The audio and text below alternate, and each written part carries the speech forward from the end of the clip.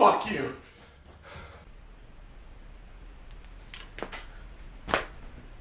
Bonjour tout le monde, et aujourd'hui on se retrouve pour une toute nouvelle vidéo faite complètement à l'arrache comme d'habitude, et oui ça faisait longtemps. Alors aujourd'hui, je voulais juste vous dire que ça a été compliqué avec la chaîne. Non, en fait tout le monde s'en bat les couilles. Hein. Donc voilà, ça fait depuis quelques mois que mon téléphone commence à faiblir, donc ça veut dire qu'il passe de 100% à 9% et entame sa longue descente aux enfers ensuite. Donc il me tient 1 heure le bordel, et donc j'ai décidé d'acheter un nouveau téléphone. Et vu que ça coûte cher, du coup j'ai décidé d'opter pour un putain de Xiaomi, qui est le Mi A2. Alors, Xiaomi, bon bah, vous connaissez mon rapport avec cette marque, hein, je trouve que c'est une très bonne marque pour le prix. Après, le seul truc c'est qu'il ressemble beaucoup au téléphone Redmi Note 5 que j'ai unboxé et testé dans une précédente vidéo. Donc celle-là sera beaucoup plus courte, celle-là sera beaucoup plus résumé courtement quoi. Voilà, vu que c'est très ressemblant, même au design on peut voir que c'est très ressemblant. Voilà, donc si vous voulez tous les détails de ce téléphone et tout, voilà, tout ce que j'aurais pas dit, vous regardez ma vidéo sur le Redmi Note 5, de toute façon ça passe pareil. Sauf que ce Mi A2 là a la particularité de tourner sous Android One, un système d'exploitation de Google, mais qui a été créé uniquement pour apporter une expérience pure d'Android, donc c'est-à-dire qu'il n'y a pas MIUI là-dessus, il n'y a aucune surcouche de constructeur, il n'y a aucune application merdique, donc c'est-à-dire que c'est pas MIUI, il n'y aura pas par exemple les fameuses pubs dans les réglages, donc Xiaomi a été victime de controverses ces derniers jours, parce qu'apparemment il y a des pubs pour les applis virus, genre Clean Master dans les réglages, hein, ce qui est quand même drôle. Donc voilà, Mi A2, c'est le successeur du Mi A1, 270 € sur mi.com/fr, et ils ont eu la gentillesse de m'envoyer des petits écouteurs avec ça. Voilà. C'est le Mi A2, je l'ai commandé en noir, voilà, on va l'ouvrir. Hein.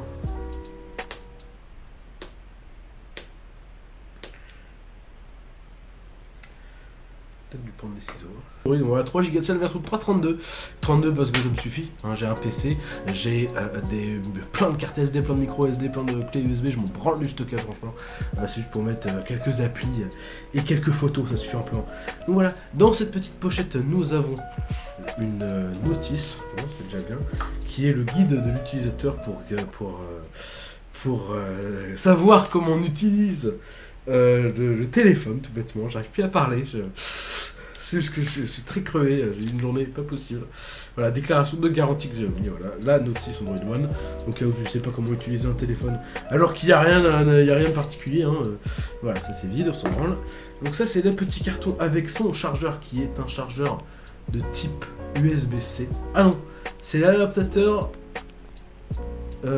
USB-C jack, parce que ce téléphone est dénué de prise jack. Voilà, ça me pète les couilles, mais bon, voilà, bon, prise jack, c'est la lignée des iPhones. Après, je vois pas l'intérêt honnêtement d'avoir une prise jack en 2018, hein, sachant que la plupart des gens ont des écouteurs Bluetooth. Après, c'est quand même chiant pour les gens qui veulent pas d'écouteurs Bluetooth, quoi. Par contre, ce que je remarque, c'est que la prise jack, elle est petite. C'est pas la bonne taille, donc c'est pas normal, il y a un problème. Je vais tester, peut-être c'est juste une illusion d'optique.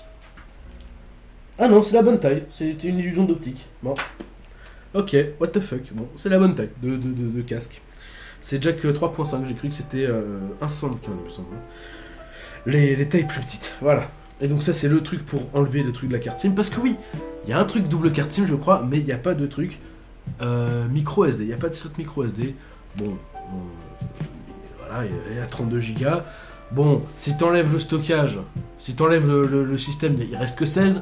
Et 16, honnêtement, c'est largement assez pour enregistrer quelques vidéos en 1080, pour installer quelques applis, franchement. Faut juste pas installer des tonnes de merde et filmer en 4K toute la journée, quoi, c'est tout.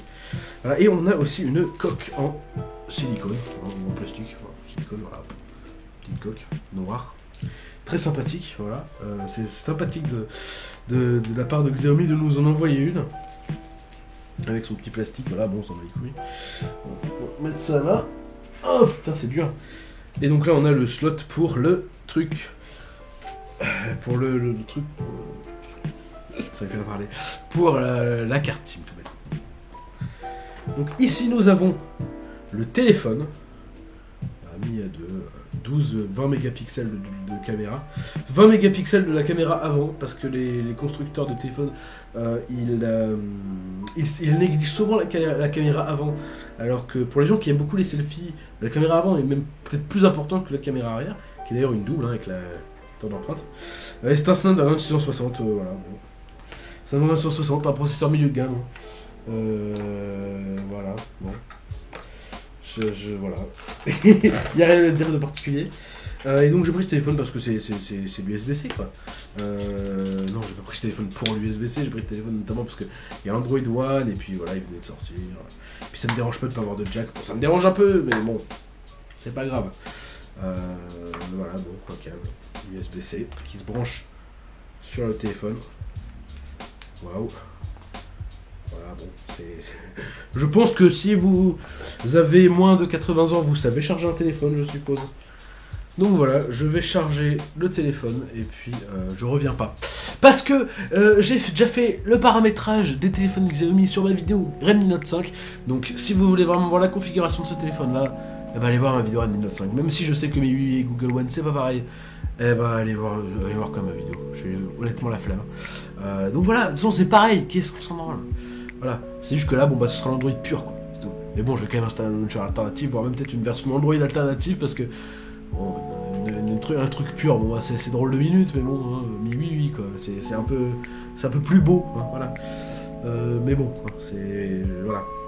Non, il est bien. Hein. Bon, par contre, c'est pas une encoche de type iPhone X qui est là-dessus, c'est juste le plastique qui est de cette forme-là. Mais en fait, c'est des bords classiques, d'accord. On peut voir comme ça que c'est des bords classiques, d'accord. Voilà, c'est juste la forme du truc qui est avec une encoche type iPhone X. Encoche que je n'aime pas, honnêtement, c'est pour ça que j'ai pas acheté de Mia 2 Lite, d'accord. C'est parce que je n'aime pas les téléphones avec des putains d'encoches de merde. Voilà, c'est un truc qui m'énerve, c'est une mode chez les constructeurs maintenant que Apple en a fait, maintenant tout le monde a fait des téléphones avec encoche. Je déteste ça, putain. Non, c'est pas beau. C'est pas beau. C'est un putain de truc disgracieux. J'ai taché le téléphone, merde. C'est un putain de truc disgracieux sur le haut du téléphone et c'est tout. Moi je préfère honnêtement un truc avec les bords comme ça quoi. Y a pas photo. Je préfère clairement un truc avec les bords comme ça. Et d'ailleurs les boutons sont magnifiques. Voilà. Les finitions sont magnifiques. C'est vraiment un très très beau téléphone. Je viens de le remarquer. Il tient très bien en main même sans la coque. Bon. Les remarques classiques au pire. Voilà, si vous faites en fait à l'arrache, de toute façon si vous voulez vraiment pas. Si vous voulez vraiment avoir tout le ressenti complet du téléphone, bah allez voir une vidéo, je sais pas, tapez sur YouTube, il y a deux tests unboxing et on s'en branle, voilà. C'est une vidéo complémentaire pour les gens qui aiment vraiment mon contenu, ce qui est rare, hein. Du coup, voilà. Bon, je vais charger le téléphone et puis je reviens dans peut-être une semaine ou deux pour vous donner le ressenti de ce téléphone-là. Parce que oui, hein, c'est pas tout. Hein, voilà. Dans une semaine, je referai une vidéo pour... Je collerai à la suite au montage dans une semaine mon ressenti sur ce téléphone là parce que je préfère le test parce que en tout benchmark et machin, mais qu'est-ce qu'on s'en branle, nous ce qu'on veut c'est l'utilisation au quotidien, ce que les gens veulent c'est l'utilisation au quotidien. Du coup moi je vais l'utiliser pendant une semaine ou deux et puis je vais revenir. Et bonjour à tous, c'est Fifou. Alors aujourd'hui nous sommes le 12 octobre 2018.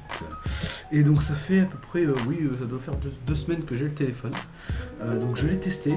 Et donc je vais vous expliquer qu'est-ce que j'en pense. Bêtement je trouve que c'est un très beau téléphone. Je vais commencer le design. C'est quand même assez important quand on achète un produit. Hein. Il faut qu'il soit beau et ergonomique. Et je trouve que les finitions sont parfaites. Les antennes sont discrètes. Vraiment la caméra elle est un peu protubérante. Un peu comme les Redmi Note 5. Mais avec la coque il y a beaucoup moins de protubérance. C'est génial. Le problème c'est qu'il n'y a pas de port jack. Bon. C'est un problème, c'est vraiment pompé sur l'iPhone. Il n'y a pas de port jack, par contre, ils ont quand même l'audace de nous donner l'adaptateur, comme je l'ai expliqué je crois dans l'unboxing, l'adaptateur USB-C vers jack. Bon voilà. Il fonctionne quoi. Bon, par contre, il n'a pas l'air très solide. Hein, entre nous, il va y avoir une cassure au bout, j'en suis sûr, mais... voilà. Ça fait l'affaire, au pire on peut en racheter ou alors on peut utiliser tout complètement un casque Bluetooth, voilà, ou des écouteurs Bluetooth, on s'en fout quoi, ou alors on peut écouter de la musique comme ça, c'est juste chiant quoi. Bon. Ce que j'en pense aussi du téléphone, c'est qu'il a un flash avant, ce qui est très bizarre pour un téléphone, mais bon, je crois que la plupart des applications l'utilisent pas, hein, ce qui est bizarre quand même, parce que l'application caméra l'utilise, hein, il me semble que je l'ai vu. Par contre, l'application Snapchat, ça met l'écran blanc comme les téléphones que l'on pas. Désolé. Donc je vais vous montrer un peu comment ça donne le flash avant. Donc je vais activer le flash. Hein, voilà, vous voyez voir qu'il y en a un. Bon, c'est particulier. Je n'ai jamais vu ça sur un téléphone. Mais bon, ça fait l'affaire. Par contre, ça, tu te le prends dans les yeux du coup. Mais ça fait l'affaire. Ça fait clairement l'affaire. Voilà. Bon, je l'ai mis en photo portrait. Ah oui, on va parler aussi du mode portrait de l'appareil photo tant qu'on y est. C'est très particulier. En gros, ça te floute l'arrière-plan de. Ça te floute l'arrière-plan de la photo. Comme ça, on te laisse. Comme ça met le visage de la personne en avant. Bon, c'est une fois sur deux. C'est clairement une fois sur deux que ça marche. Des fois, les cheveux ils sont flous, donc enfin, les bouts des cheveux quoi. Du coup, ça rend une fois sur deux que ça fonctionne. Après, c'est quand même un assez joli mode qui permet de faire des belles photos et du coup, je vous le conseille à tous. Voilà. Mais bon, au pire, ce que vous pouvez faire, c'est le filtre Instagram pour faire ça. Au moins, vous pouvez le régler vous-même le filtre. Voilà. L'appareil photo en lui-même, je trouve qu'il est bon. Je trouve qu'il fait des belles photos. Le double capteur. Bon, ça sert un peu à rien entre nous, hein, c'est plutôt, ça fait gadget un double capteur. Le double capteur sur la 3DS par contre c'est pour faire des photos en 3D.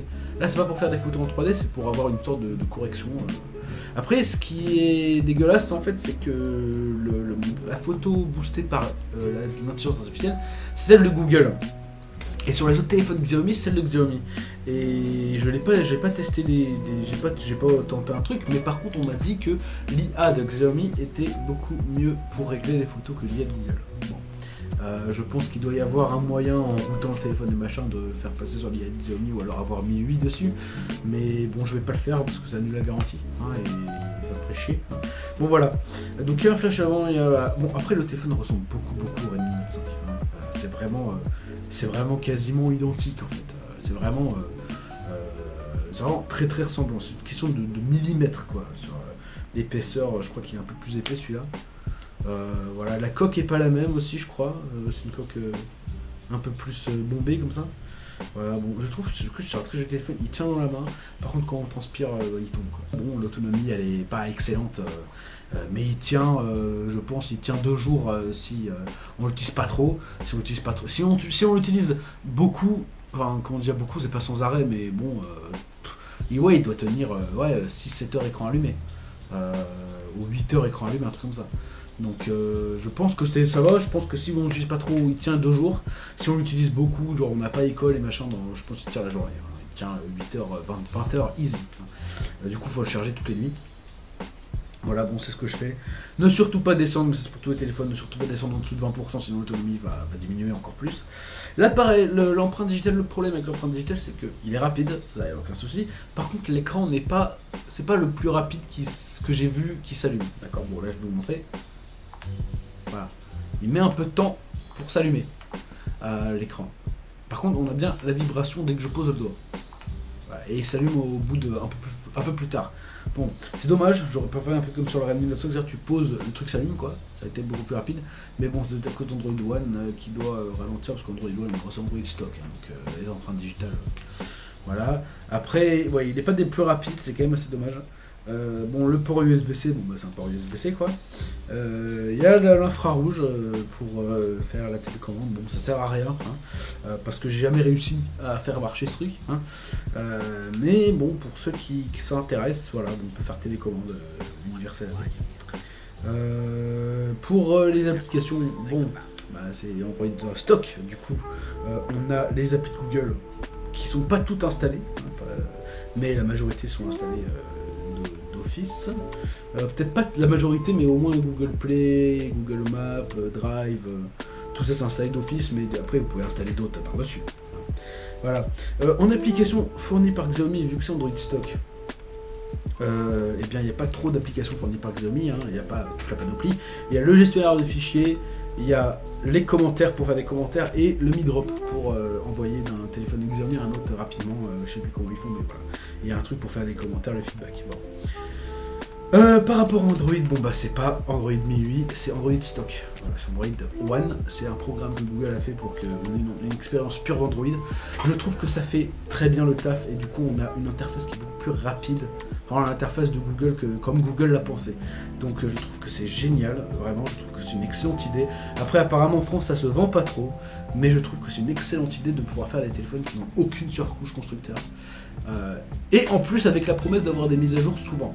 Voilà, bon, la dernière mise à jour elle date de début septembre je crois sur mon téléphone. C'est ça, 5 septembre 2018. Donc là je suis sur Android Oreo.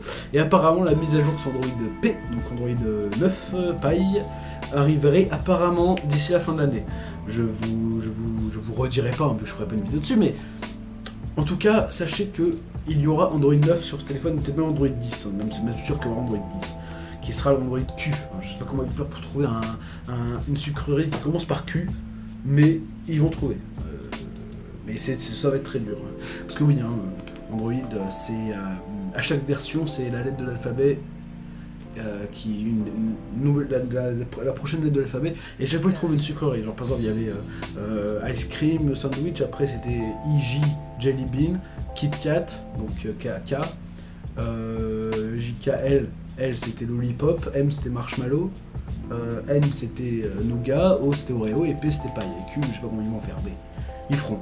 Bon, donc je trouve que c'est une excellente idée d'avoir Android stock, ça c'est l'expérience pure d'Android. Voilà.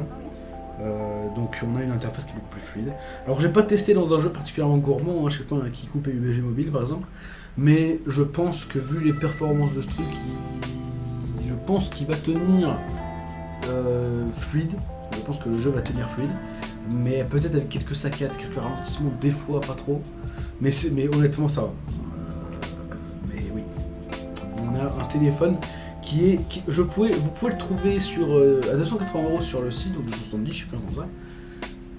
Mais je pense que vous pouvez le trouver sur par exemple Amazon pour moins cher ou AliExpress si vous voulez importer quand même s'il y a le stock français, ou alors directement l'acheter en magasin à Paris. Mais il faut aller à Paris, il faut habiter à Paris. Voilà. Donc je trouve que ce téléphone, bon bah déjà voilà, bon on a la coque, on a le chargeur, bon le chargeur est particulier, il charge rapidement, hein, ce qui est bien. Donc ça veut dire qu'on a fait une charge complète en 2 heures, hein, je pense, 1h30, 2 heures. Je n'ai pas mesuré exactement, mais oui, charge rapide. Donc ça c'est bien. Quand je dis charge rapide, c'est pas c'est Qualcomm Fast Charge, je crois. Un truc comme ça, bon. Admettons, on s'en fout. Mais il charge rapidement. Voilà, sachez-le que pour passer de 30 à 100, il va pas mettre toute une journée. Il va mettre, ouais, quoi, 2-3 heures, peut-être, comme ça. Peut-être 3 heures, ouais. Pour faire une charge complète de 20 à 100, ouais, 3 heures, je dirais. Ça va honnêtement. Les photos, bon bah ça va, la caméra avant 20 mégapixels parfait, les caméras arrière parfait, rien à dire. Ça fait des belles photos. Bon, préférez quand même un appareil photo professionnel réflexe si vous avez de l'argent, ou sinon un Coolpix si vous êtes pauvre hein, comme moi, pour faire des photos. Mais si vous ne le prenez pas, le téléphone fera largement l'affaire. Par contre, n'oubliez pas de régler le ratio de la photo, parce que oui, quand vous prenez le téléphone, quand vous l'achetez, il arrive directement en photo 4 tiers. Ça c'est con, parce que le 4 tiers c'est dégueulasse comme format. Du coup, moi j'ai mis sur 18 neuvième, du coup il met tout l'écran, mais si vous mettez sur 16 neuvième, il fera que... Voilà, il fera des bordures noires. Oui, ils ont un écran de 18 neuvième 6 pouces, donc ça veut dire que les vidéos YouTube apparaîtront, ils apparaîtront tout bêtement avec des bordures noires dégueulasses, parce que la majorité des vidéos qui sont sur YouTube sont en 16 neuvième, tout bêtement. Bon là par exemple je vais mettre, je sais pas... Bon, je vais pas mettre de vidéo parce que c'est gênant, mais en gros il y aura des bordures noires qui feront l'écran 16 neuvième, sachant que c'est un écran 18 neuvième. Après ce que vous pouvez faire c'est aller sur YouTube, prendre une vidéo qui est en 18 neuvième et elle apparaîtra en plein écran sur le téléphone. Voilà. Donc en appel, bon bah ça fonctionne, la réception est parfaite, hein, il n'y a rien à dire. Voilà, si vous cherchez un téléphone qui est honnêtement passable pour 230 € à peine, ou 200 €, ça dépend d'où vous l'achetez, ou 260, honnêtement ça va. Après, si vous avez peur d'Android stock et si vous voulez quand même vous cantonner à 1008, parce que je sais pas, vous avez l'habitude, préférez quand même le Redmi Note 5. Voilà, je vous dis que c'était Fifou, et on se retrouve pour une vidéo dans un an. Salut!